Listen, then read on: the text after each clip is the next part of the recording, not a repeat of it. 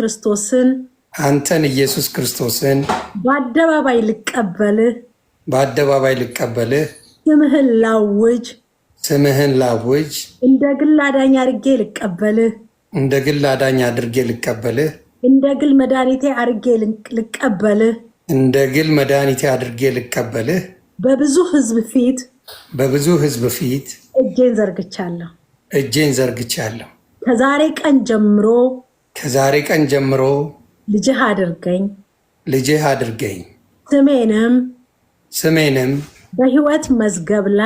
በሕይወት መዝገብ ላይ አኑርልኝ። ከዛሬ ቀን ጀምረ ልጅ ስላደረከኝ ስሜንም በሕይወት መዝገብ ስለጻፍክልኝ አመሰግንሃለሁ። ሰይጣንን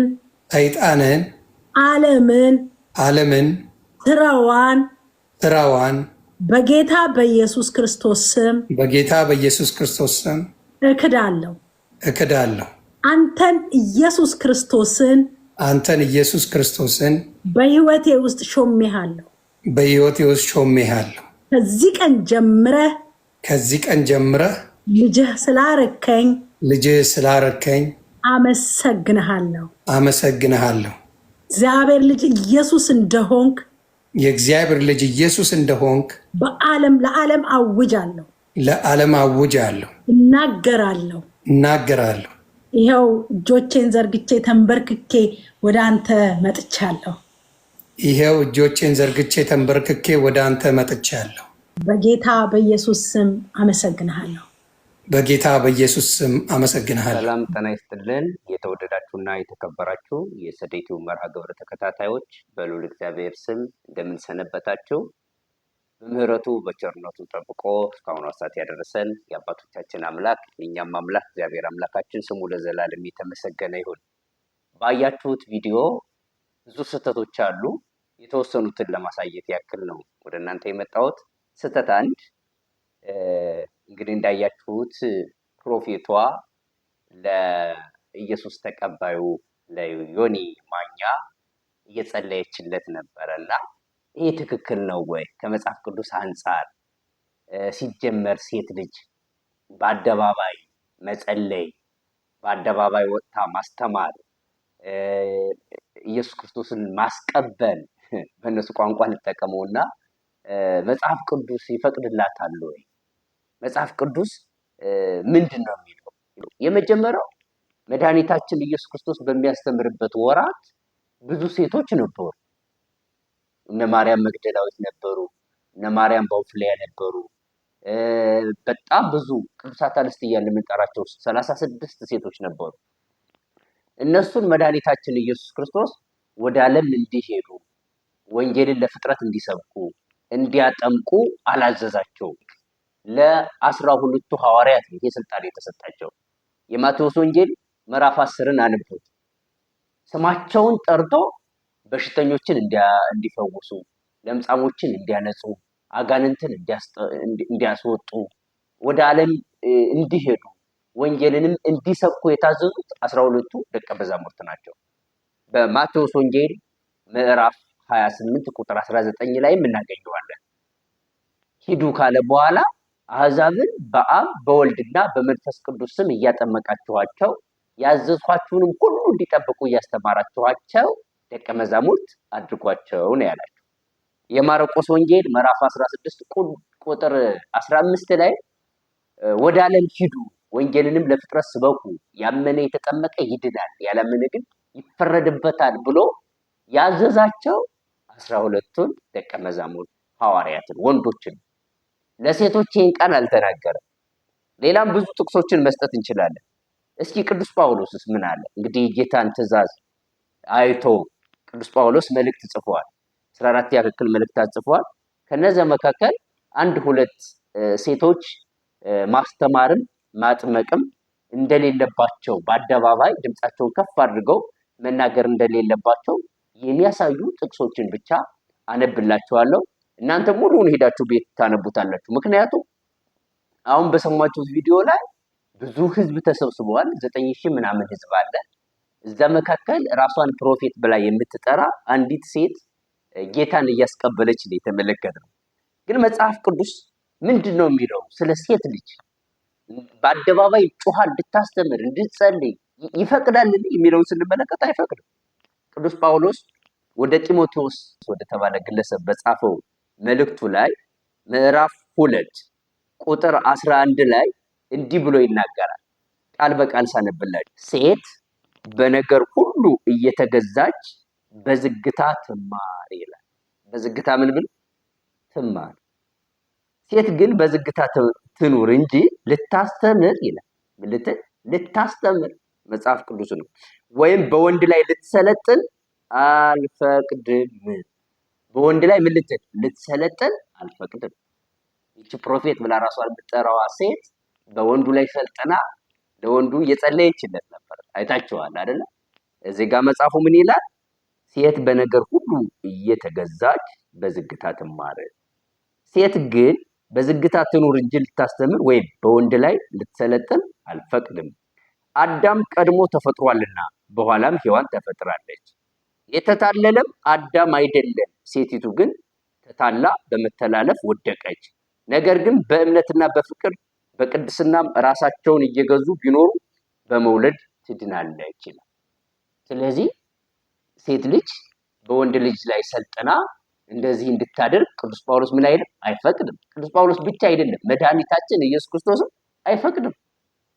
ቢፈቅድማ ኖሮ እሱ ሲጠመቅ ራሱ በዮሐንስ መጥመቅ አይጠመቅም ነበር። በእናቱ በቅድስት ድንግል ማርያም ይጠመቅ ነበር። በጣም በምትወደው በሌሊት ወደ መቃብሩ በሄደችው በማርያም መግደላዊት ይጠመቅ ነበር። ስለዚህ ሰዎች ከመጽሐፍ ቅዱስ ውጪ በሆነ መንገድ ነው የሚሄዱ። ለስሙ ለይምሰል መጽሐፍ ቅዱስ ብቻ ነው ምናምን ብለው ይናገራሉ። ሲኖረው ግን የራሳችን ሐሳብ ብቻ ብለው ይኖራሉ። ይሄ ብቻ አይደለም። ቅዱስ ጳውሎስ ወደ ቆሮንቶስ መልእክት ላይም ይገልጾልናል። አንደኛ ቆሮንቶስ ምዕራፍ 14 ቁጥር 34 ላይ እንዲህ ይለናል። ሴቶች በማህበር ዝም ይበሉ ይላል። ሴቶች በምን? በማህበር። ማህበር ማለት ስብስብ፣ ሰው በተሰበሰበበት ምን ይበሉ? ዝም ይበሉ። ሕግ ደግሞ እንደሚል እንዲገዙ እንጂ እንዲናገሩ አልተፈቀደላቸውምና። ይሄው እንዲናገሩ ምን አላለ? አልተፈቀደላቸውምና። ለሴት በማህበር መካከል መናገር ነውር ነውና። ለሴት በማህበር መካከል መናገር ምንድነው? ነውር ነውና።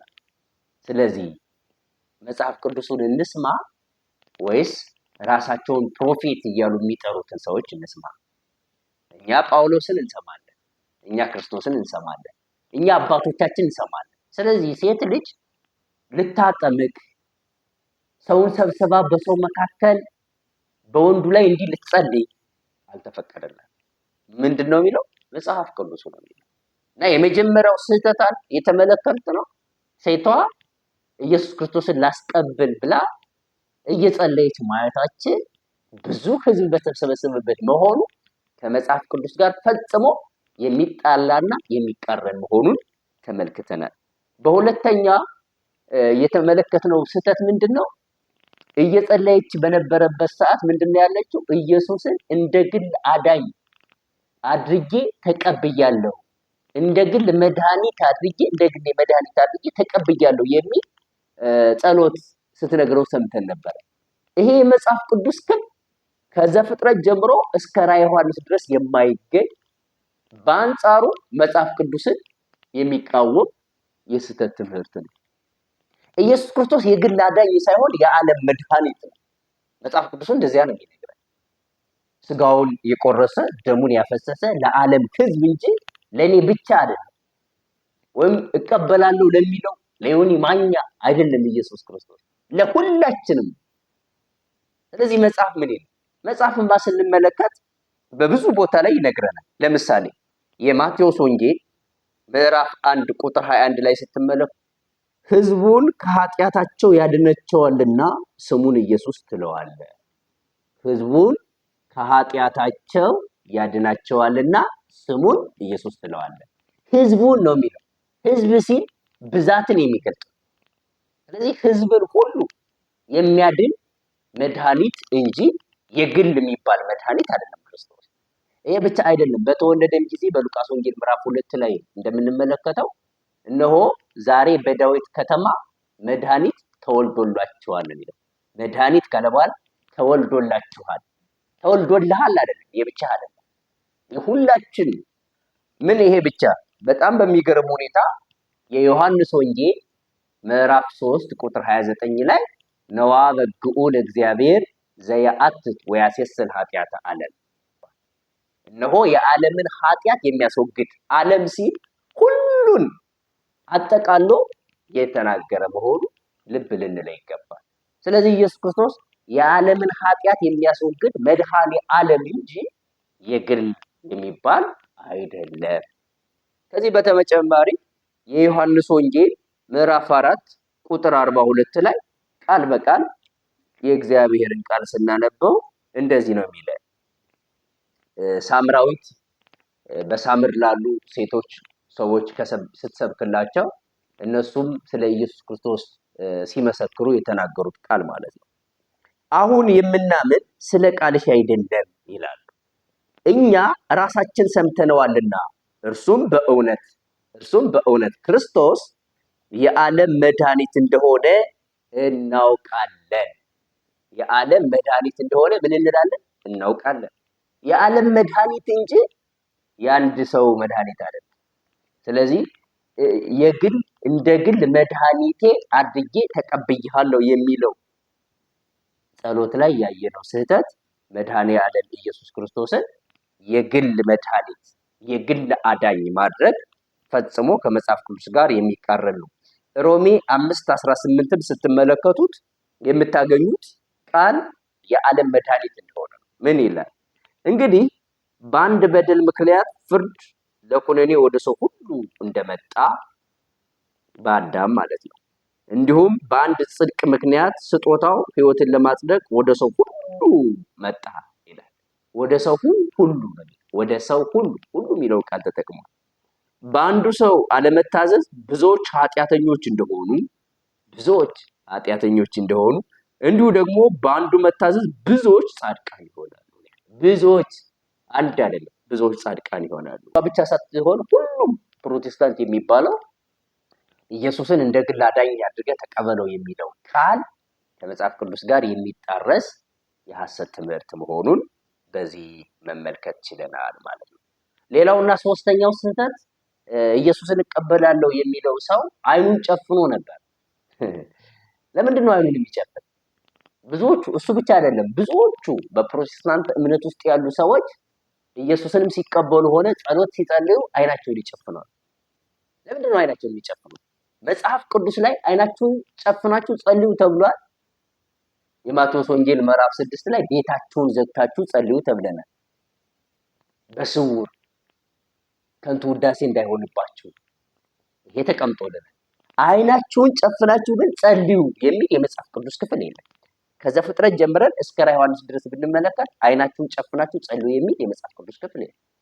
አይኑንም ጨፍኖ የጸለየ ነቢይ፣ የጸለየ ሐዋርያ፣ የጸለየ ጻድቅ የለም።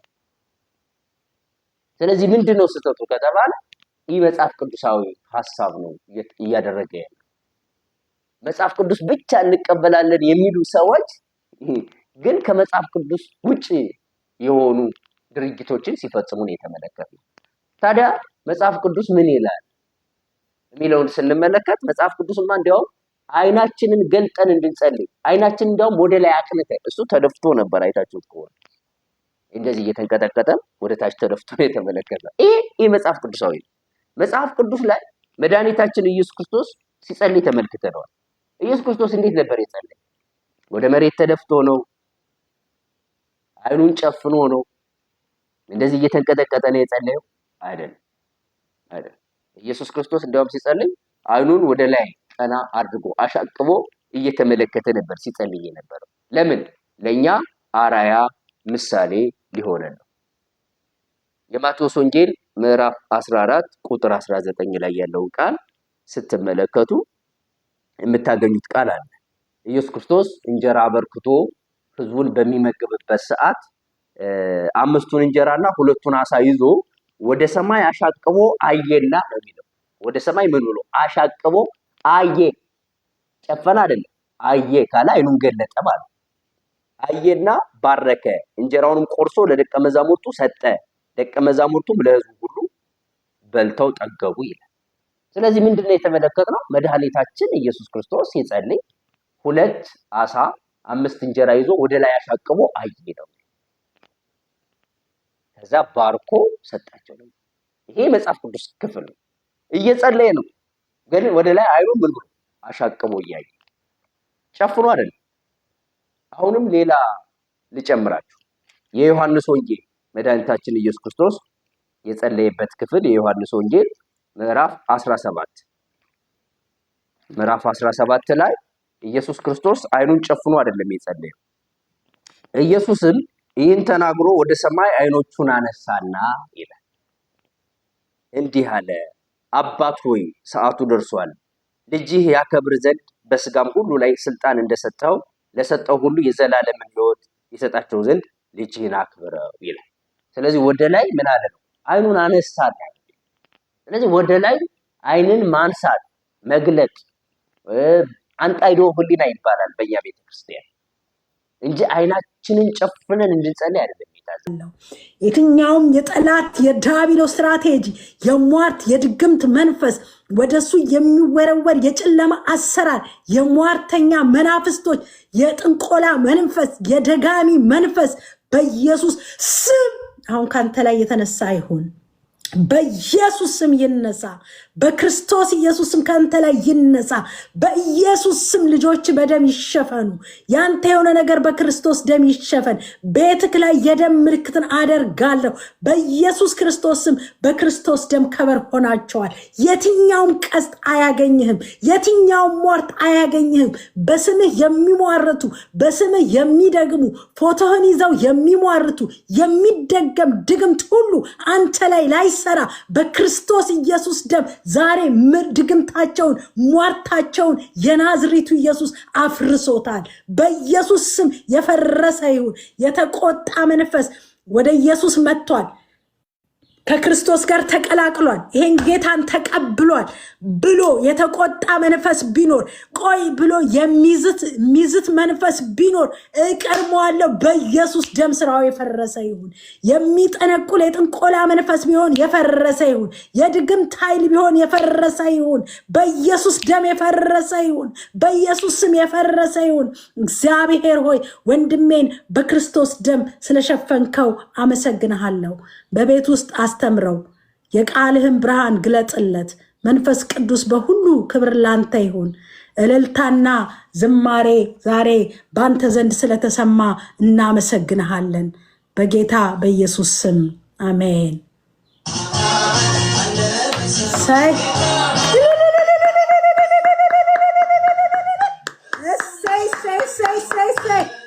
አሜን። የስርጭት እየተተኮሰልክ ነው። በደንብ ተኩሱለት። ሃሌሉያ ኢየሱስ ርችት ተኩሱለት። የስ የስ የስ ሃሌሉያ። ኧረ ተው ጴንጤዎች በደንብ ሃሌሉያ። ኢየሱስ ይባረክ። ኢየሱስ ይባረክ። ዋው እኔ ምን ልበል? ባካችሁ በደንብ ጊፍት በጊፍት አድርጉት ለወንድሜ ባካችሁ። የስ ኢየሱስ ይባረክ። ሃሌሉያ እኔ ደስ አለኝ። በቃ ምን ልሁን?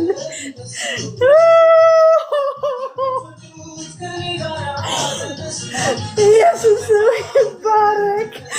ሃሌሉያ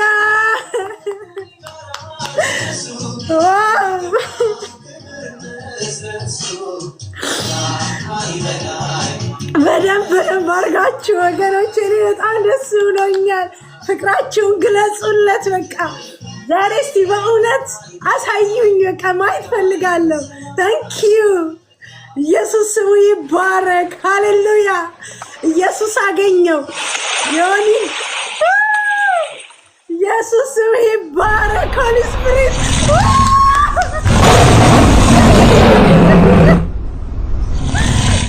ታንኪ you, God. Thank you, God. Thank you, Holy Spirit. Thank you, Holy Spirit. ዋው ኢየሱስ ጌታ ነው። ተሳዳቢ የምትሉትን ኢየሱስ ተናጠቀልኝ። መንፈስ ቅዱስ ኢየሱስ ስሙ ይባረክ። ወንድሞቼ እህቶቼ ለጌታ ክብር አምጡልኝ። ለኢየሱስ ለጌታዬ የስ ተንበርክኮ ነው ኢየሱስን የተቀበለው። ተንበርክኮ በአምላኩን ራሱን ደግኔት አድርጓል ለኢየሱስ። ሃሌሉያ ኢየሱስ። እኔ ዛሬ በእውነት እኔ መድረክ ላይ ምን ሊሆን እንደምችል አላውቅም። ዛሬ እልፍ አእላፋት መላእክቶች በሰማይ እልልታቸውን አሰምተውታል። ኢየሱስ የስ ባርኩት። በቃ ክብር ለመንፈስ ቅዱስ ይሁን። እሰይ እሰይ ወዳጅ ኢየሱስ ምን ሊሆንልክ መንፈስ ቅዱስ ውይ የኔ ኢየሱስ የኔ አንበሳ መንፈስ ቅዱስ ጌታዬ አምላኬ ኢየሱስን አመሰግናለሁ። ያልታሰበውን ሰው ወደ አንተ ስለጠራኸው ምክንያት ስለሆንከው ወንድሜን ጌታ ሆይ ከሲኦል ስላዳንከው ከሞት ስላዳንከው እግዚአብሔር ስለራራህለት ጌታ ሆይ ስላገዝ እኔ በጣም የገረመኝና እናንተም እንደኔ የሚገርሟችሁ ዮኒ ማኛ እንግዲህ ቲክቶከር ታዋቂ ሰው ነው። ኢየሱስን ተቀበልኩ የሚለው ከዚህም በፊት ኦርቶዶክስ ነኝ ይል ነበርና በዚያን ሰዓት ኢየሱስን አይቀበልም ነበር ማለት ነው። ኢየሱስ መቀበል ማለት ማመን የሚለውን ትርጉም ወስደን ኦርቶዶክስ ተዋሕዶ ቤተክርስቲያን ኢየሱስን አታምኑ ለማለት ሰዎች አማኞችን ኢየሱስን ተቀበሉ ሲሉ እንሰማለን። እኛ መድኃኒታችን ኢየሱስ ክርስቶስን እኮ ተቀብለነዋል። ስጋውን እንበላለን፣ ደሙን እንጠጣለን። መድኃኒታችን እንለዋለን። የጌቶች ጌታ የንጉሶች ንጉስ እንለዋለን። አልፋ ኦሜጋ እንለዋለን።